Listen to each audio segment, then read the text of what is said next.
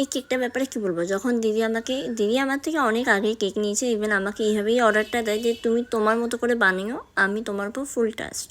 তো যাই হোক, আমি সেভাবেই বানিয়েছিলাম। বাট দিদির একটাই রিকমেন্ড ছিল যে আমার কিন্তু 2টো টুইন্সের জন্য কেক লাগবে, তো তুমি সেইভাবে আমাকে কেকটা বানিয়ে দিও। তো আমি কিছু সাজেশান দিই। তো দিদির সাজেশানের মধ্যে এই কেকটা চুজ করে বারবি ডলের 2টো কেক, যেটা আমি ফার্স্ট টাইম বানাচ্ছি। আমি বানাতে বেশ আমার ভালোই লেগেছে। টুইন্সের জন্য তোমরা কিন্তু এরকম কেক, অনেকেই ভাবে যে টুইন্স মানে 2টো কেক, 2 রকমের টাইপস অফ কেক।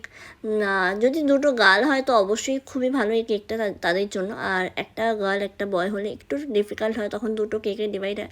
তো সবসময় আমরা টুইন্সে এটাই আমাদের মাথায় আসে যে 2টো কেকে আমরা কীভাবে ডিভাইড করবো, সেইভাবে ডেকোরেশন করা, যার যেটা পছন্দ। অনেকে আবার এইভাবেও কিন্তু একটা ইউনিক টাইপের কেক কিন্তু তোমরা কিন্তু তোমাদের টুইন্স বেবিদের জন্য কিন্তু নিতে পারো। আর আমি পুরো ডেকোরেশনটা 1M নজল দিয়ে করেছি, একপাশে পার্পেল দিয়েছি, একপাশে পিঙ্ক। এই কালার কম্বিনেশনটা দিদি পুরো আমার উপর ছেড়ে দিয়েছিলো যে তুমি তোমার মতো করে কালার কম্বিনেশন করে দিও, 2জন মেয়ের জন্য তুমি বানাবে, তুমি তোমার মতো করে একটা সুন্দর সুইটেবল কালার দিয়ে দিও। তো কেক দুটো কেমন হয়েছে অবশ্যই বলো। আর আমি জানি তোমরা এরপর কমেন্ট করবে যে দিদি বারবি ডলের ড্রেসের নজলটা কী দিয়ে করেছো। আমি সবসময় বলে থাকি স্টারে সবথেকে ছোট নজল যেটা পাওয়া যায় সেটা দিয়ে আমি সবসময় বারবি ডলের বডিটা করি, ওটা দিয়ে করলে একদম নিখুঁত হয়। তো কেকটা কেমন হয়েছে অবশ্যই জানিও, আর নেক্সটে আবার দেখা হচ্ছে।